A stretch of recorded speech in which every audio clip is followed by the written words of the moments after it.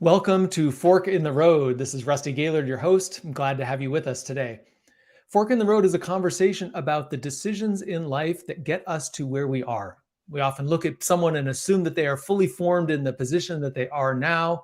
And this is an opportunity to get below the covers, to dig into that a little bit and see how is it they got from there to here, to where they are today. I'm happy to introduce to you today our guest, Paul Leboffe.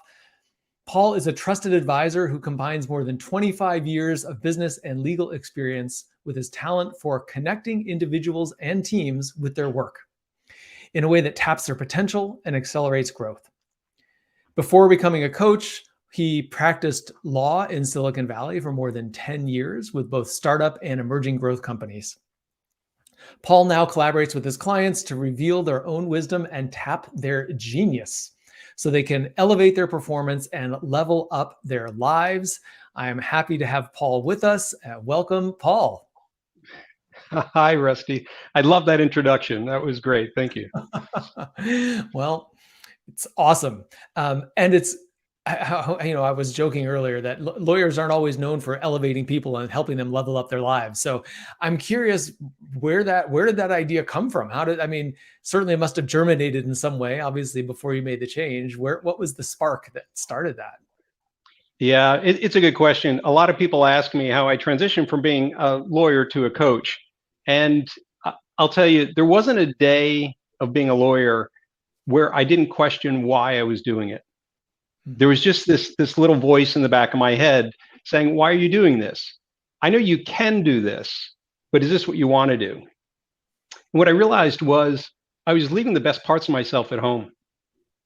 Some of my colleagues have referred to as Paul the head and Paul the person.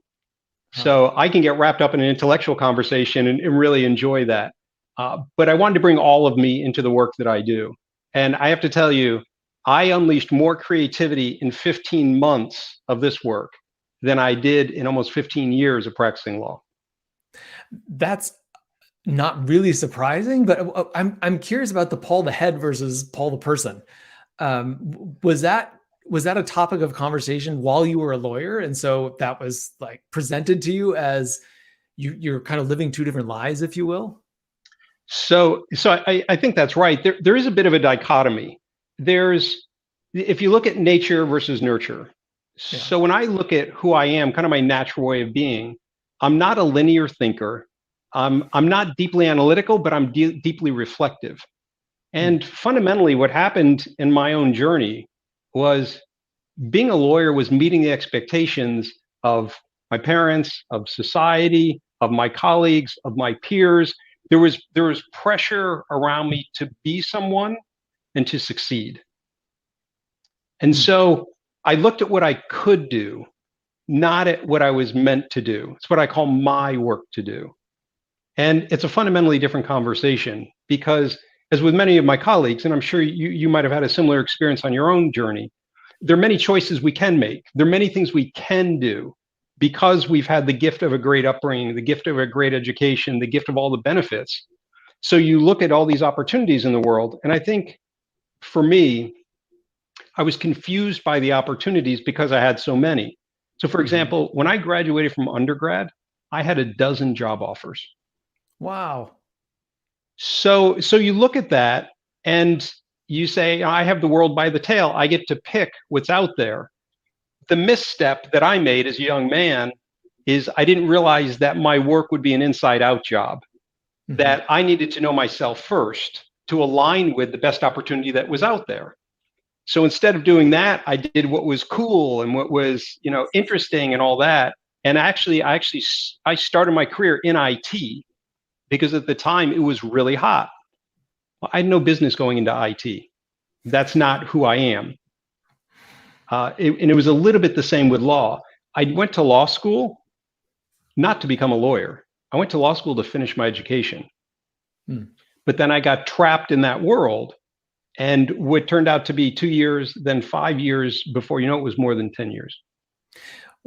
So there's so much that you just talked about in there, but I want to and there's a lot that I can relate to because a couple of things. One is when you have multiple opportunities, other people might look at that and say, oh my gosh, you had so many job offers. You are so lucky. And on the one hand, that's absolutely true. And I know from my own experience, being in that position can feel very uncomfortable because if you haven't done the internal work, if you don't know yourself, you don't know what matters to you, how in the world do you choose? You've got all these choices in front of you, but it's like you don't know how to make a decision. But the piece that I thought was so interesting that you talked about is this, it's like the fish that doesn't know he's in water, but you were in this environment that was expecting you to be successful. And so you did this work that you should do as opposed to really tuning into what you were meant to do. But did you know that you were in water? Like, as a fish, did you know you were in that water? Did you know you were swimming in this place that expected you to be successful? And were you just following along because that was expected? Or did you not even know it? And that was just the world in which you operated at that point? Yes. So I think it's a good question because my own journey was what I call a continuum.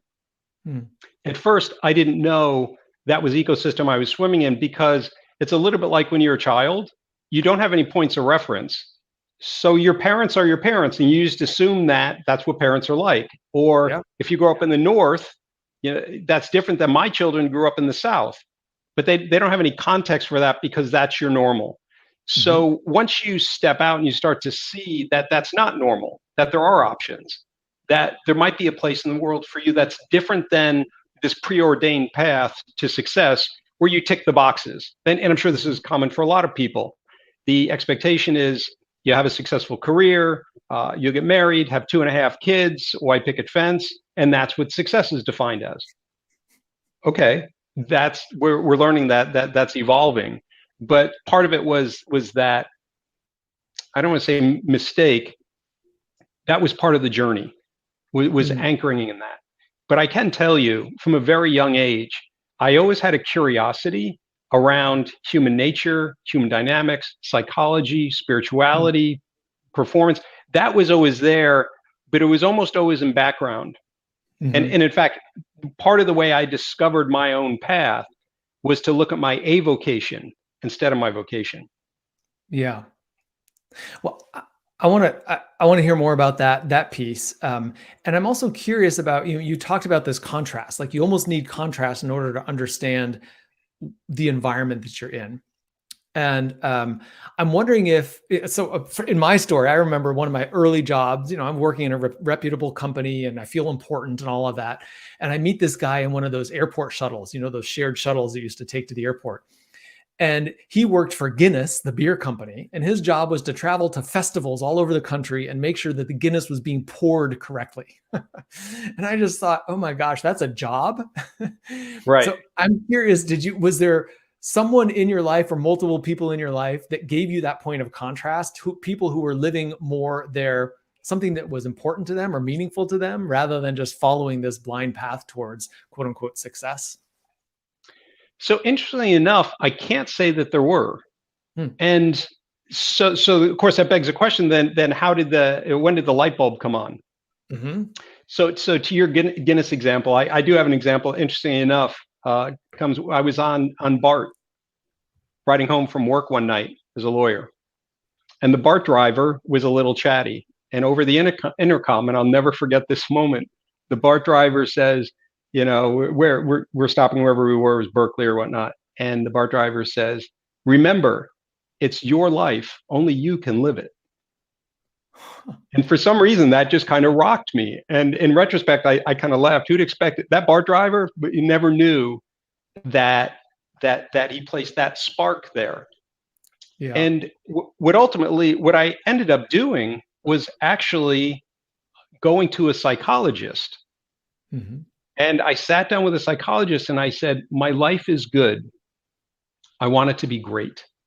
And she looked me up and down and she said to me, you have a problem. That's why you're here. So just share the problem with me. And she wouldn't let it go. And she wouldn't let it go. And she wouldn't let it go. And the light bulb went on for me. Just like a dog sees everything as a fire hydrant, a therapist sees everything through a pathological lens. And I go, that's not where I am in life. I've been blessed. Things are good, but I know there's more there, but I didn't know how to access it. So ironically, I hired a coach.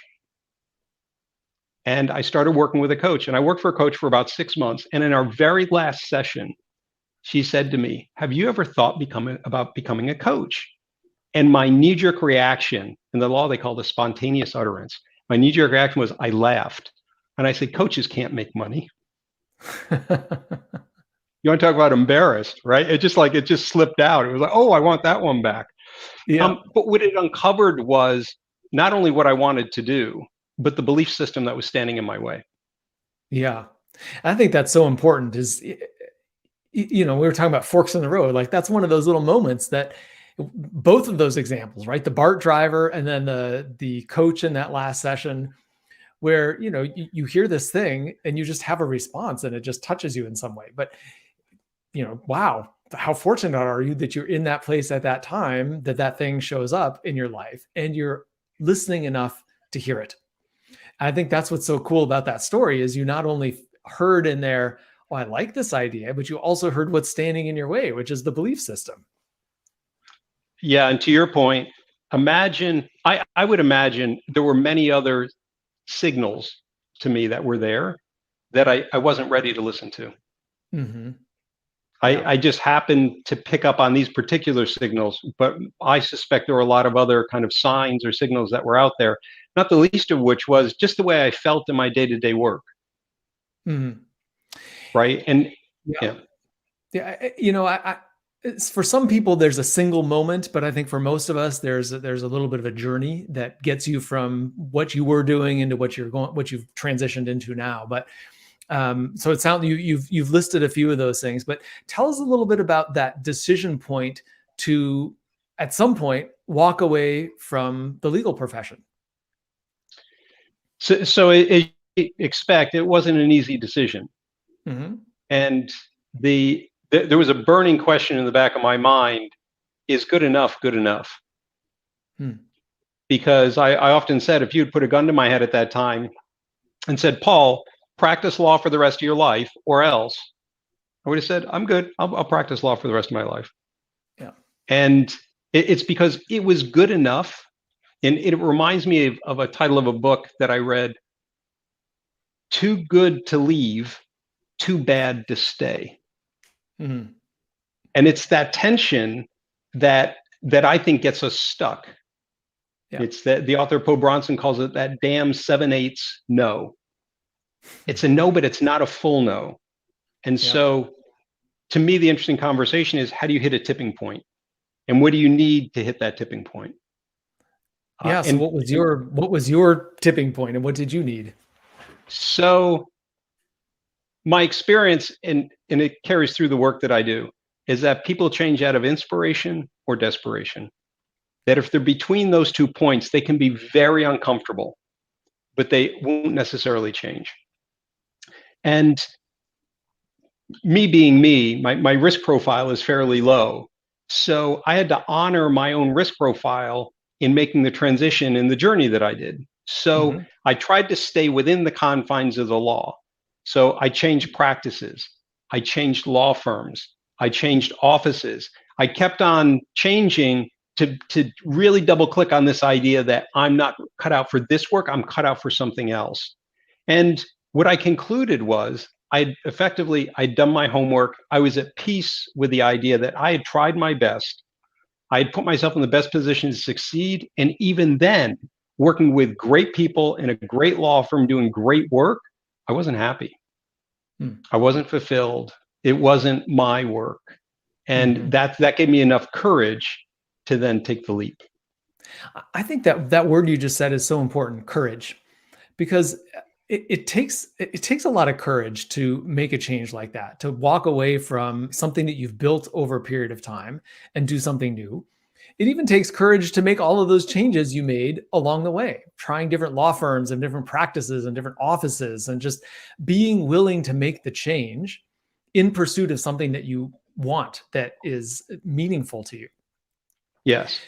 Did you ever think about you talked about inspiration and desperation, which I think are great motivators for people. I wonder if you ever thought about what is the cost to you of not making a change, right? You said like too good to leave, too bad to stay. But oftentimes it's, for me, I thought about as I was in my job, I thought about, I could stay here. It's a good job. It's a good company. And I could just stay here until I retire. But it felt like a part of me had to die in order to just stay in that same place for the next 15 years. And so that was for me the cost of not moving, not making a change.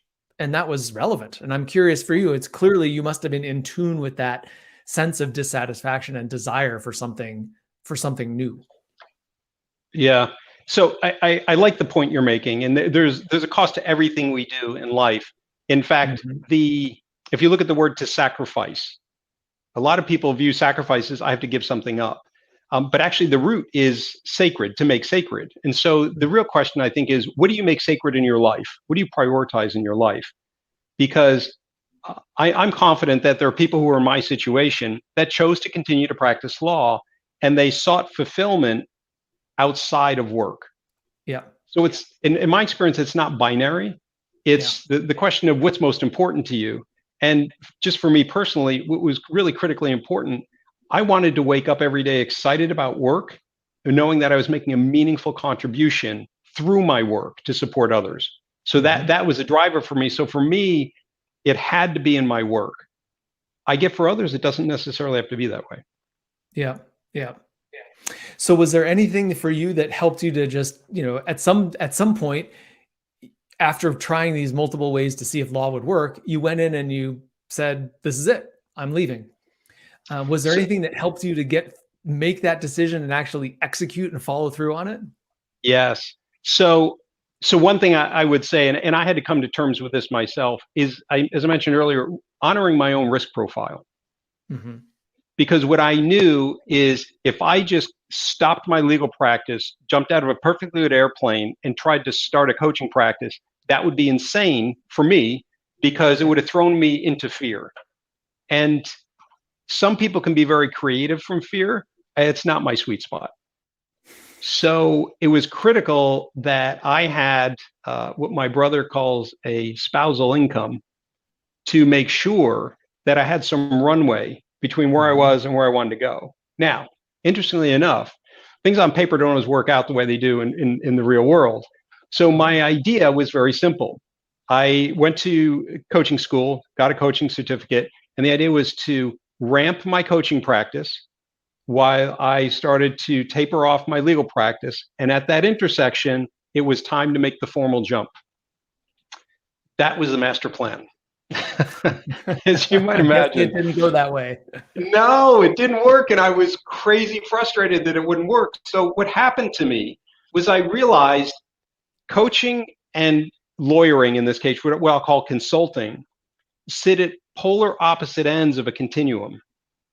So the energy it took me to show up every day and be a really effective lawyer was so different than it was for me to sit in a space and create this safe space for clients that I wasn't able to make the transition. I got too much whiplash. It was exhausting. It was difficult. I couldn't bring the best of myself to it. So I finally said, I tried the logical path. I looked at my wife and I said, I'm going to make a leap. And I did. Wow.